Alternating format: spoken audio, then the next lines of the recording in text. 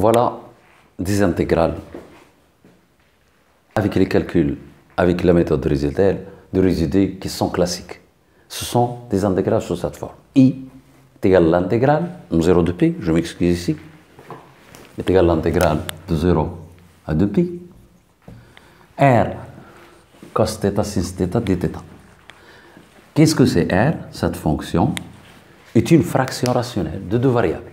Il se peut parfois qu'il y ait une seule variable, soit sinus, soit cosinus. Donc, en général, il peut exister le cos et sinus en même temps. Alors, comment on doit, de 0 de p, comment on va calculer ces intégrales? La méthode classique, on va poser un changement, si z est égal à e et θ.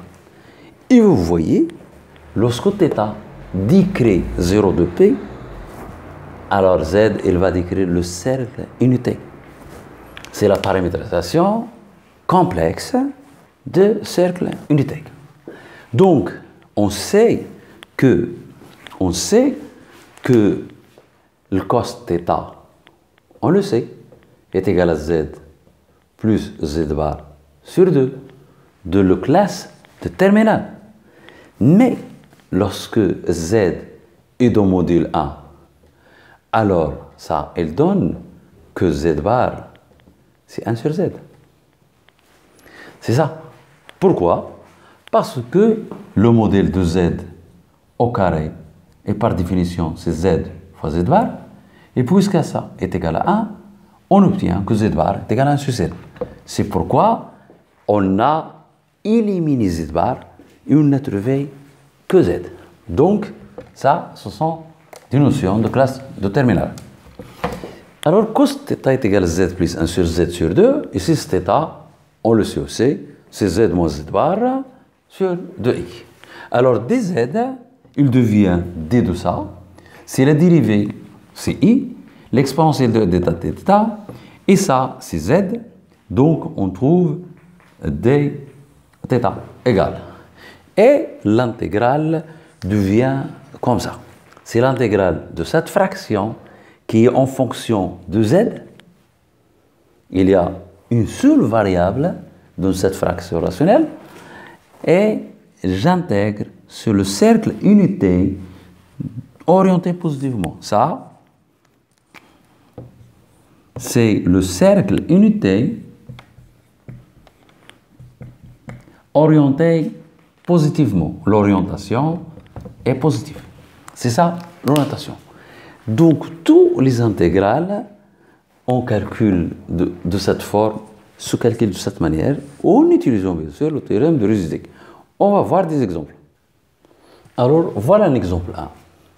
Soit R appartenant à C, deux modules différents de 1, et N appartenant à N, quelconque, 0, 1, 2, ainsi de suite, et nous voulons calculer cette intégrale par les méthodes de Résidus. Implicitement, il y a une fraction rationnelle de cos θ et de sinus parce que l'exponentielle de nθ, de i nθ, c'est le cos de nθ, c'est la formule de l'air, c'est l'expression, l'écriture trigonométrique de complexe. Donc, ça, c'est l'exponentielle de nθ. Donc, on va poser z égale à e et θ. Donc, si on pose z est égal à e θ, cette intégrale, il devient l'intégrale sur c+, sur c elle était positivement, je remplace ça, c'est e et θ à la puissance n, donc c'est z à la puissance n. Ça, r, il est constante, moins de r, et je remplace cos θ, c'est z, plus, alors, 1 sur z. Alors, je vérifie qu'est-ce qu'il y a ici. C'est moins de rθ, alors sur 2. Multiplié par dz sur i z. Alors, lorsqu'on calcule, on trouve 1 sur i. On fait le même dénominateur, On trouve ça. C'est plus z à la puissance n. Ça, lorsque z, 2, il va disparaître avec 2. Z, il va disparaître avec 2. On va trouver C1, c'est R au carré, fois Z. Ça, multiplication, c'est Z au carré. Il donne moins R multiplié par Z au carré plus 1 dz. Ce qu'on va trouver, c'est ça qu'on va trouver. Alors, en faisant delta, on va trouver. On va simplifier ça. Et après, on fait delta. C'est du calcul. On trouve cette intégrale. C'est 1 sur i. L'intégrale sur C plus. Z à la puissance n. Ici, on va trouver RZ moins 1. Et ici, on va trouver Z moins R.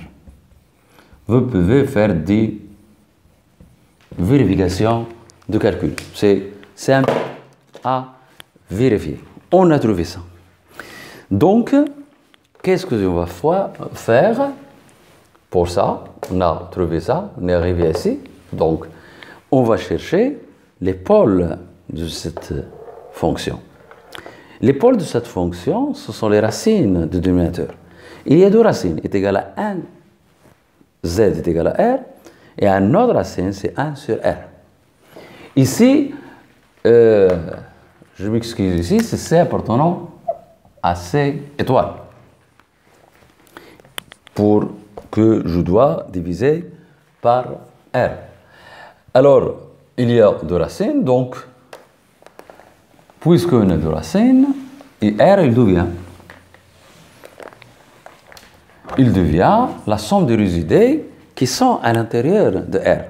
Mais vous voyez, on a deux cas. Il se peut que R est inférieur à 1. Si R est inférieur à 1, alors le pôle qui est à l'intérieur, c'est ça, c'est R. Parce que 1 sur R, il sera de modèle supérieur à 1. C'est R inférieur à 1 sur le modèle de R, il sera supérieur à 1. Donc, il y a deux cas. Le cas 1, R inférieur à 1. Dans ce cas, 1 sur I, c'est plus Z à la puissance N sur R, Z moins 1, facteur de Z moins I, moins R fois dz, il sera égal à 1 sur I fois 2 pi I, la somme des résidus. Mais il y a un seul résidu qui est à l'intérieur de ce plus, parce que l'autre, elle est à l'extérieur. Donc, dans ce cas, le résidu, c'est R. Et puisque c'est un pôle simple, je dérive ça. Je dérive ça ici pour avoir des dérivations simples. Donc, le résidu R, c'est R à la puissance n. Je remplace Z. Ici, je dérive. Si je dérive, il reste 1 plus R carré.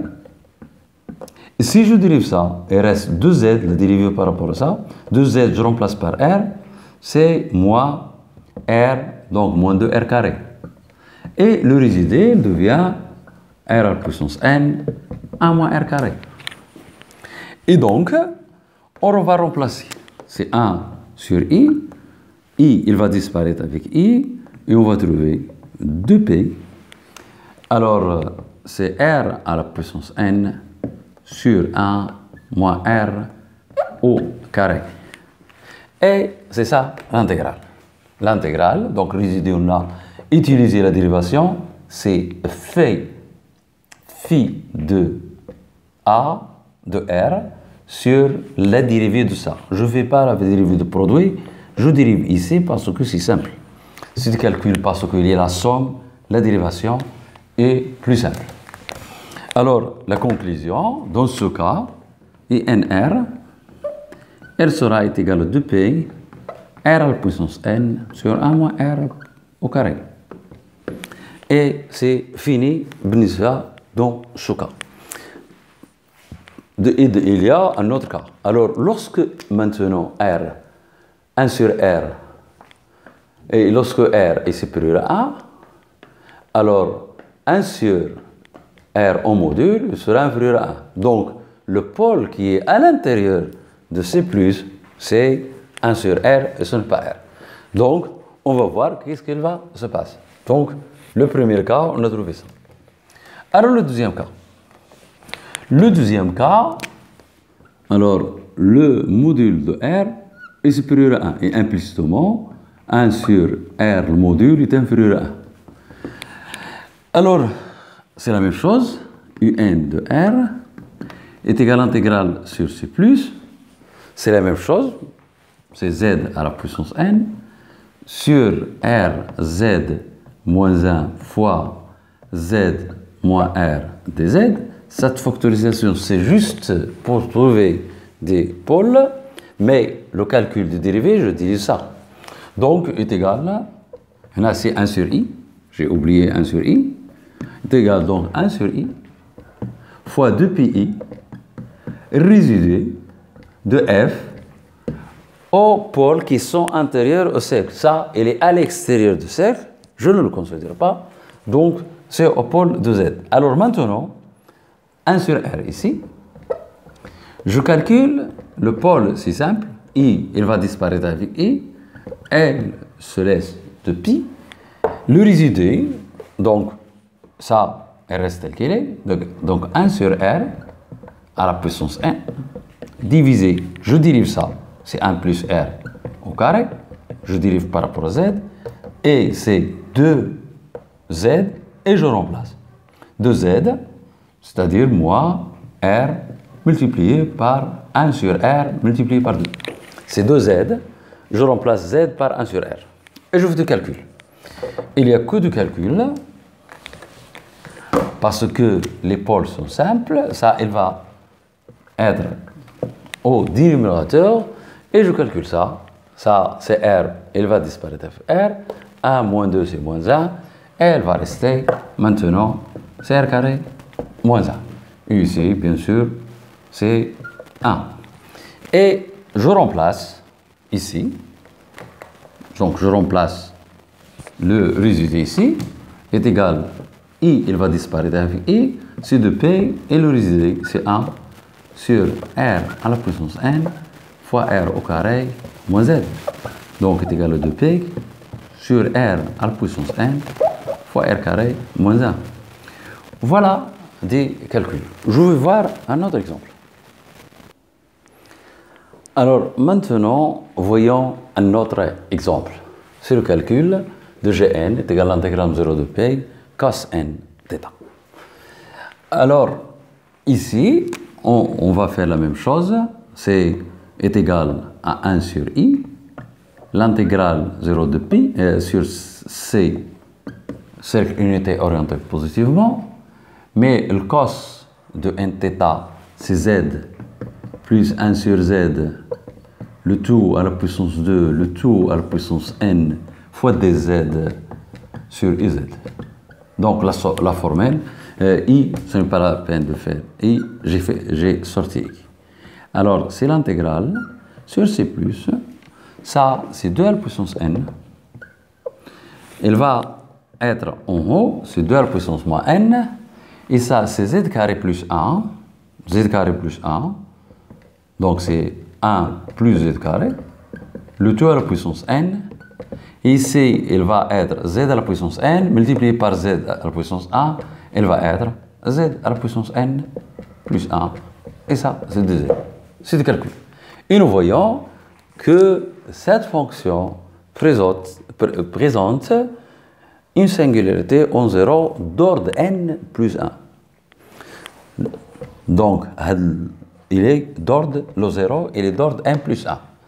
Alors, comment on va calculer le résidé en 0 de cette fonction? Si je fais la dérivée énième, ainsi de suite, alors c'est difficile. Mais d'après la remarque que j'ai, donc le résidé, la remarque que j'ai dit avant, le résidé de cette fonction, fz 2, ce n'est pas la peine, mais je fais 2 à la puissance n moins n, d'accord? Ou bien je fais sortir 2 à la puissance n, ce n'est pas la peine de le mêler dans les calculs. Donc le résultat de cette fonction à la puissance n sur z à la puissance n plus 1 est égal à le coefficient. Je fais la remarque avant, coefficient du développement limité de quoi? De cette fonction. Z au carré à la puissance n. Je multipliais f de z par z à la puissance n plus 1, par l'ordre. Et elle va disparaître. Mais le développement limité de ça c'est un polynôme. Et mais c'est ça, lorsque je développe, c'est sigma, lorsque p allant, ou la k allant de 0 jusqu'à n, c'est kn fois z à la puissance de k. C'est la formule de binôme a plus b à la puissance n. Alors, nous voyons que le coefficient de z à la puissance n dans ce développement n'existe pas, Cn est impair. Il est impossible de trouver Cn est impair, il est impossible de trouver ici Cn. Alors, donc, il y a deux cas. Donc, ça, c'est classique. On est réveillé ça, il suffit de calculer le résidu. Parce qu'en fin de compte, on va, ça, il est égal à 2pi résidu, et il va disparaître avec i, le résidu de f en 0, de cette fonction-là. Et le résidu de cette fonction-là, c'est le coefficient de développement limité. Puisque ça est un polynôme, alors je vais laisser ça. Puisque ça est un polynôme, je développe ça. Donc il y a deux cas. Si n impair, dans le cas où n impair, alors le coefficient de zn z est égal à 0. Il est impossible de trouver ça zn. Donc ici, le résidu, dans ce cas, le résidu de f en 0 est égal à 0. Et puisque le résidu est égal à 0, puisque ce résidu-là est égal à 0, alors l'intégrale est aussi égale à 0. Le résidu est égal à 0. Donc, dans ce cas, lorsque G est impair, il s'écrit sous forme de 2p plus 1, ça est égal à 0. Mais dans le développement, vous pouvez voir que Cn est pair est égal à 2p, alors le coefficient de z à la puissance n, elle sera, parce que ici, quel est le cas, tel que ce deux cas est égal à n. Alors k, il sera égal à n sur 2. Et donc, le coefficient, il sera le ck parmi de Cn. Mais n, je possède 2p. Mais ck, c'est n sur 2. Et n sur 2, puisque n est égal à 2p, c'est p. Donc, le coefficient de le z à la puissance n, donc c'est cp de 2p. Donc, dans ce cas, le résidu de f en 0, il sera égal à c de p. Et donc, en remplaçant, on revient ici, on remplace 2p fois résidu. Donc, on va trouver ça. Gn de p, lorsque n est pair, est égal à 2 à la puissance moins n, mais n, g, mais n est égal à 2p, fois 2p, i, il va disparaître avec i, et c'est le résidu. C'est c Alors, P, 2P. Et vous pouvez mélanger. Qu'est-ce que c'est ça? Qu'est-ce que c'est ça?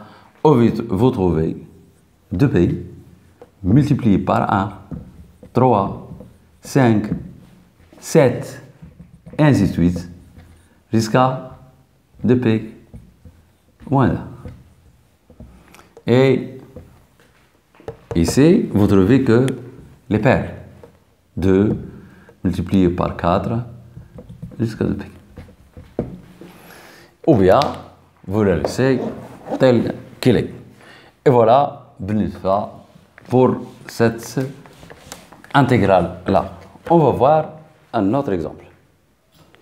Voilà un exercice qui est posé dans l'examen de la fac d'Ilbmsik 2020. Voilà un exercice qui est posé comme ça. Alors, les données est égal 0,2p dθ sur 2 plus cos θ le tout au carré. Et les questions sont ça. Montrez que i est égal à ça. C plus note le cercle unité orienté positivement. Déterminez les pôles de cette fonction. Et leur ordre. Déterminer les résidus en ces pôles. Déduire la valeur de i. Donc, on va commencer par répondre à 1. La question à 1, ce que j'ai dit avant, il entre dans le cadre général, l'intégrale 0 de p, d'une fraction rationnelle qui dépend de deux variables, mais les variables, ce sont le cos θ et sin θ. Et ce qu'on a. Mais ici, il y a une seule variable, c'est cos θ.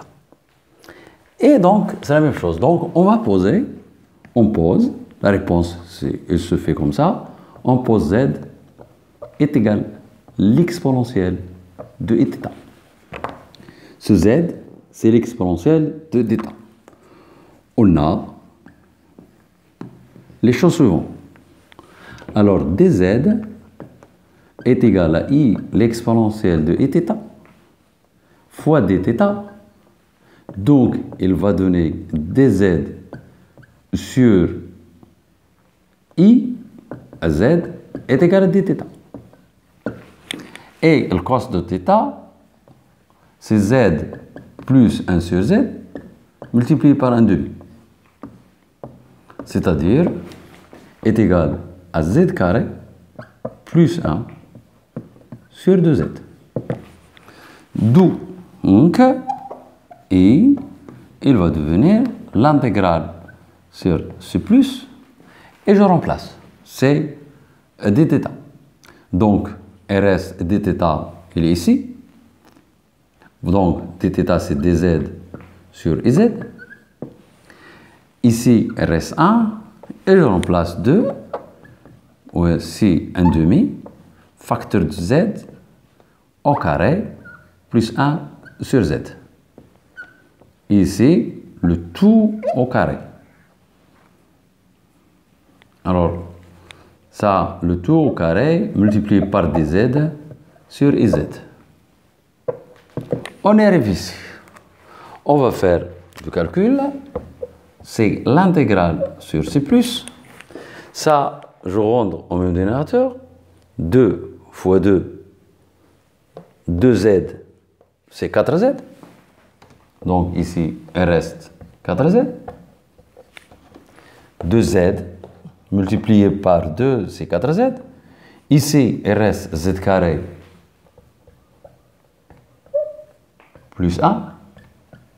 Le tout au carré. Et le dénominateur ici, il reste z. C'est au carré, c'est 4z. Il reste ici 4z au carré. Mais il y a un z ici. Le i, il va sortir, c'est 1 sur i. Et ici, c'est 2z. Et je fais mon calcul. Ça, il reste tel qu'il est.